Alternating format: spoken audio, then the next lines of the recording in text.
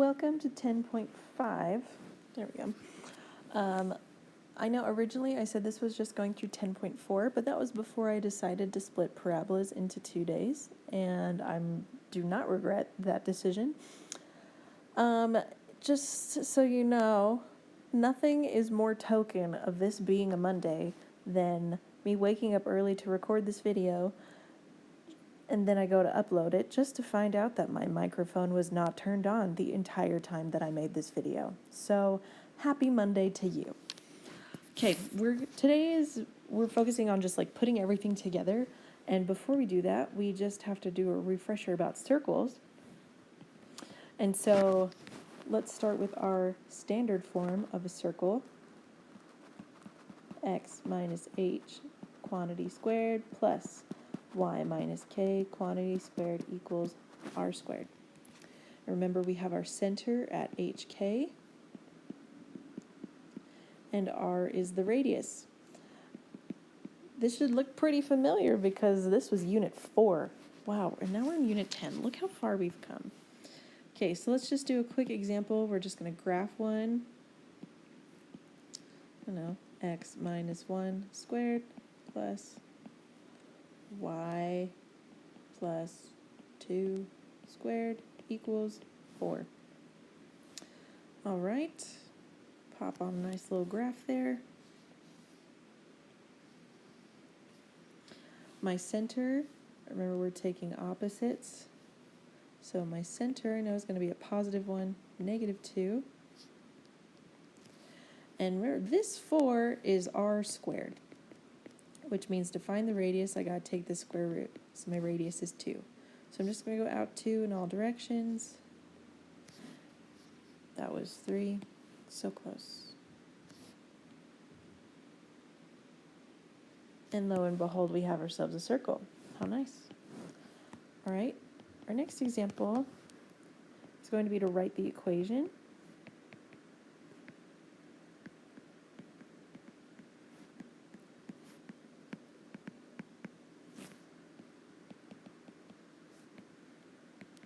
Let's see, center at 2, 3.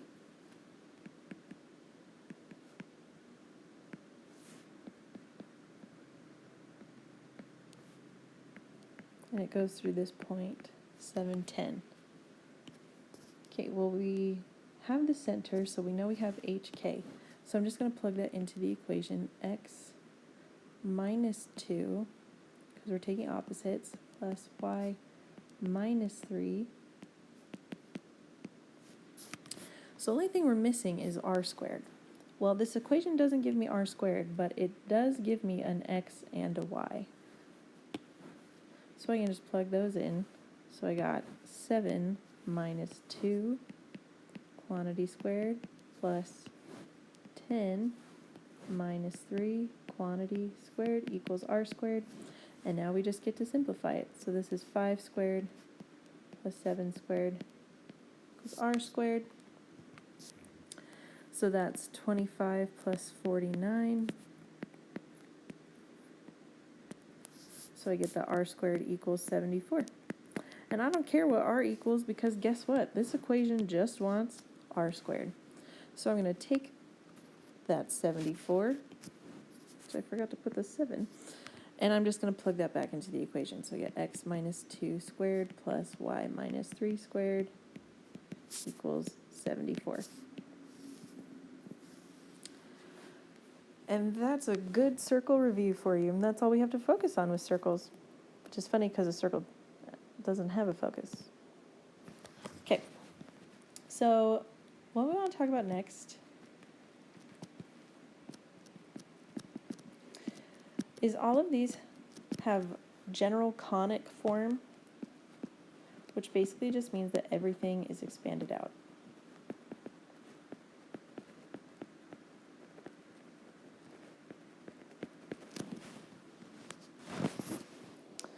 So, for example,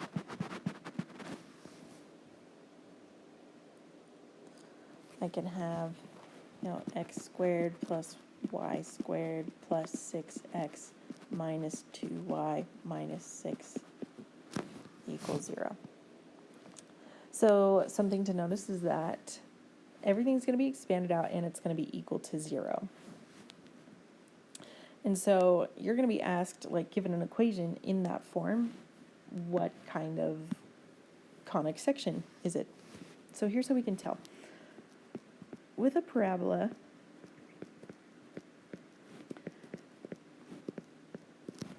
come back. Okay. You're going to have x squared or y squared. Parabolas only have one of the variables that ends up being squared. It turns out everything is going to be determined based off of the squared terms. You have a hyperbola.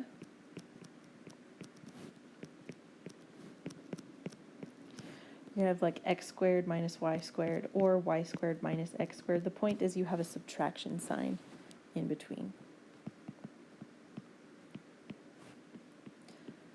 Okay, with the circle, you're going to have x squared plus y squared, and the x and y are going to have the same coefficients.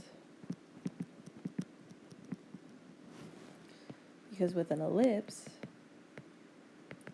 you also have x squared plus y squared, but the x and the y are going to have different coefficients.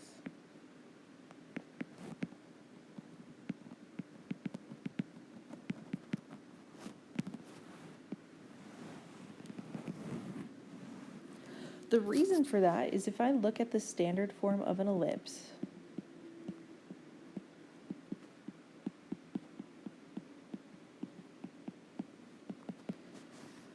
we divide, I want you guys to remember that if this number on the right was not equal to 1, we divided everything so that it did equal 1. Well, let's say that like a squared and b squared end up being the same thing. So if a squared equals 4 and b squared equals 4, well, that tells me that a equals 2 and b equals 2. And so then from that center, I go out 2 from in each direction for horizontal and vertical. Well, if I connect that, it's just a circle. And so that's why we need them to be different coefficients for it to be an ellipse. All right, so I'm just going to write down some more equation examples, and then we're just going to decide, which one is which.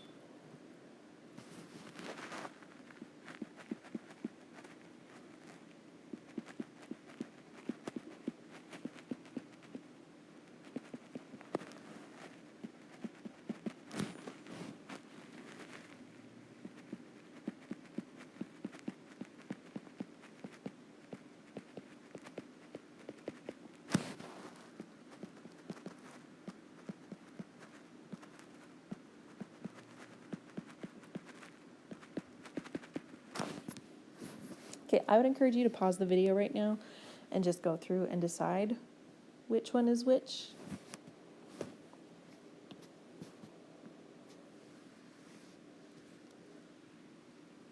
Okay, we are looking at the squared term. So our first example, x squared plus y squared, that plus is really important.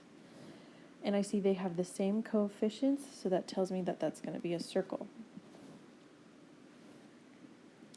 The second one, it's another plus in between my square terms, and they're different coefficients, so that's an ellipse. The next one, it's a little tricky because, you see the negative 9x squared plus 4y squared, but the point is I have this negative x squared here, so I could rewrite that to be, 4y squared minus 9x squared. And because I have that subtraction, I know it's a hyperbola. And then the next one only has x squared, so that one is a parabola. And that's how we determine which is which. Not too bad. Okay, the next thing that we're going to do, and actually the last thing we're going to do, is just learn how to write an equation in standard form given its general conic form. So, something where we could look at it and we know how to graph it. So the big idea here is to make it look like, the x minus h squared and the y minus k squared. The big thing that we're going to need to do is complete the square. But this time, we're just completing the square for each variable. So let's write this down.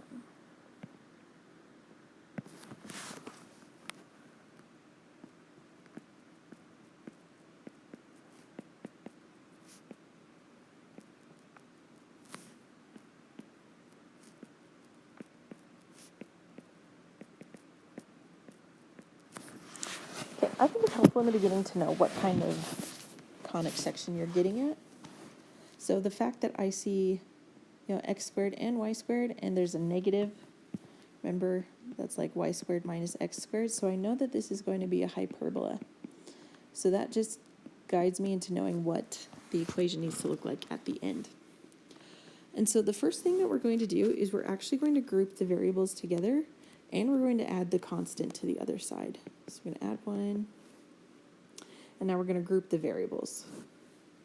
So I'm going to start with the y squared, and now plus 2y, and then it's going to be minus x squared minus 2x equals positive 1.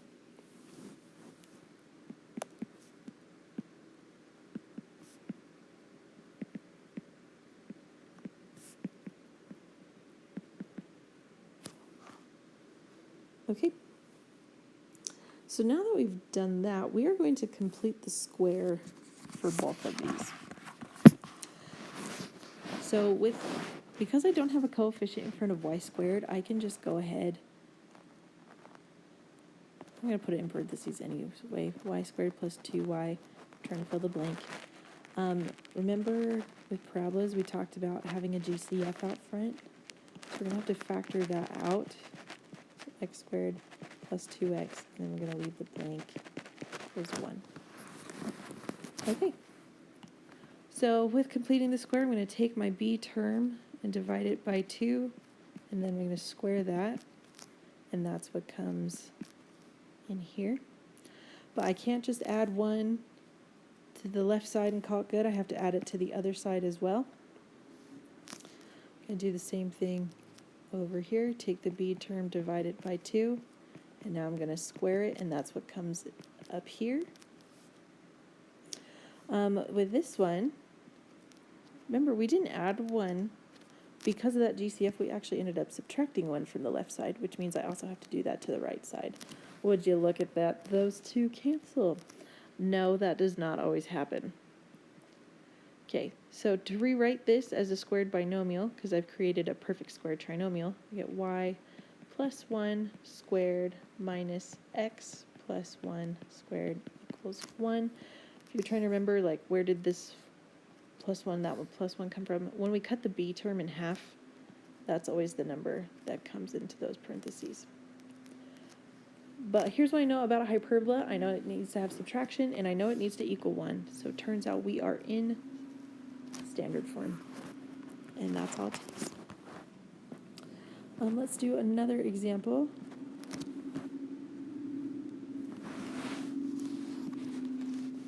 All right, I see I have an x squared plus a y squared, and I see they're different coefficients. So I know this is going to be an ellipse. So I'm going to group my variables together. Minus 36x plus 4y squared plus 8y. And we're going to add 104 to both sides. Okay, and now I'm going to factor out the GCF from just the x's and then just the y's. So I'm going to go 9x squared minus 4x. You're always just factoring out what's going to make it so the coefficient from your squared term is equal to 1.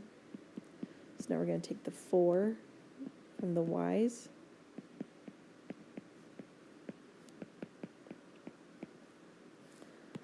Okay, so take the b term, cut it in half, and now I'm going to square that. And that's what comes in the parentheses. But I didn't just add 4. It actually ended up being 36. So I know I add 36 to the other side. Now I'm going to do the same thing with the y's. Take the b term, cut it in half, and then square it. But we didn't just add 1, we added 4.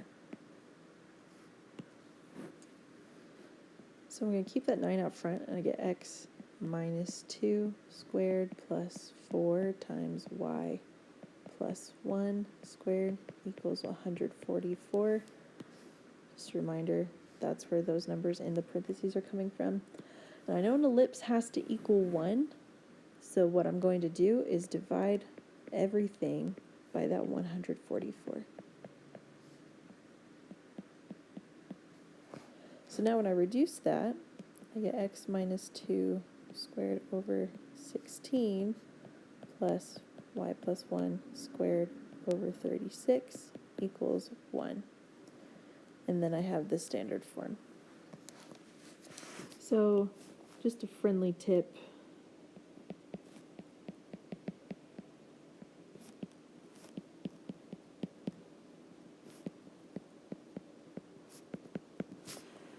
I know that ellipses and hyperbolas have to equal 1. With circles and parabolas, I would not have to end with division. But there you go, friends. That's all of Unit 10 for you.